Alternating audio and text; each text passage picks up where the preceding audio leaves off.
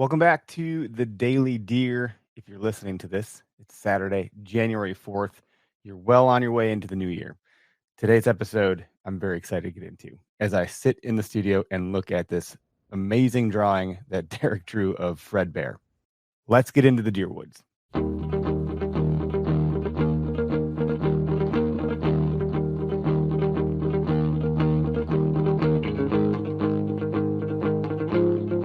Today's episode is all about Fred Bear's legacy. A quote from Fred Bear: "The history of the bow and arrow is the history of mankind." Fred Bear believed hunting wasn't just about taking game, deer, trophies, etc. It was about understanding our place in nature. As we enter into January, let his legacy inspire you to reflect on what the hunt means to you. I want to touch on what he said about it's about understanding our place in nature. If you follow the okayest hunter or you know me at any level, you know that I love reading about and following Stoic philosophy.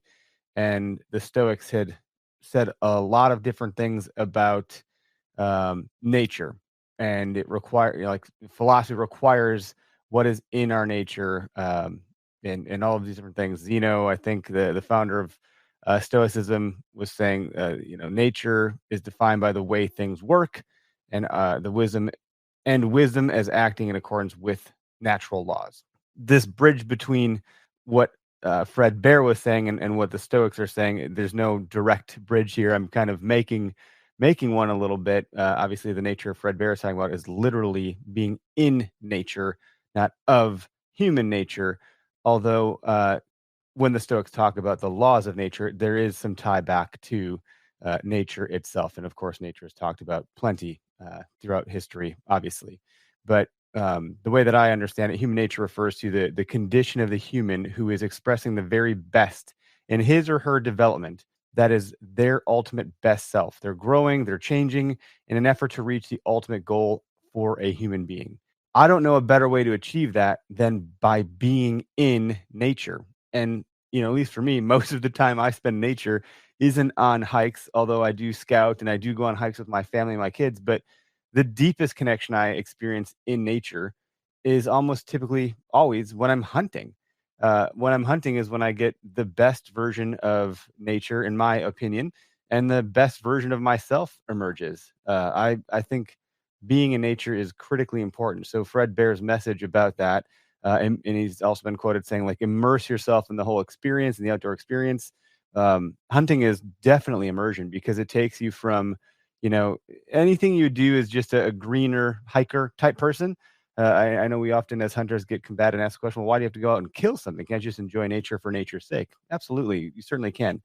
And killing is such a romantic thing that occurs in nature. When you take the life of their animal, that is the deepest connection you can have with that animal. You take its life and you have a much deeper respect for that animal than if you were to just observe it. That's my take on it, because then you have to gut that animal, you have to drag that animal, quarter it out, carry it out, pack it out, whatever it is you're doing, and then you butcher it up, and then you cook it and you eat it. And if you follow any of the other shows on the Okayest Hunter, the Okayest Podcast Network, the Okayest Cook talks about a word that I'd never heard before I met those guys, commensality, not common senseality, commensality, which is this act of being together and enjoying each other's company over the dinner table, over a meal. And so when you have that meal of the animal you took, especially with those you did hunt with in some capacity, or even if the people that you didn't hunt with,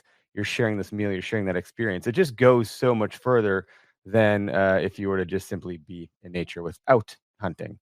So, I think the reflection for today's episode is, what did you learn from the woods this past season? The woods teaches us so much, especially the deer woods. I've learned a lot about myself. I hit some trial and tribulation, had some failure. Wasn't my best moment as a deer hunter, but that caused for deep, deep reflection, tons of learning, lots to take away from that. And, we're also talking about, take a moment to write some of the stuff down. I'm doing a daily journal every day, and writing these things down, it's not something that I'm super comfortable with. Like, I'm getting used to this concept of journaling, but I know a lot of hunters do keep a journal for hunting. sake, where they'll, journal out the weather, the wind, the moon, all that different stuff, the temperature, the sightings of deer, so forth. I think those are great habits to get into. It's really good for the historical studying of like, why did the deer show up that day if you can identify patterns. So that's kind of cool. Journaling in general is great, but if you write some of these things down, it kind of like will sear into your mind a little bit deeper. And the takeaway is, hunting connects us to the wild and to ourselves. Carry that connection into the new year with you. So with that, our daily deer episode, number 4 for January 4th, take the connections and the lessons that you had from 2024 in the deer woods, write some of those things down and bring them with you into 2025 in a way that's meaningful and, kind of honor Fred Bear's legacy, if you will. Hope you've enjoyed our little trek into the deer woods today.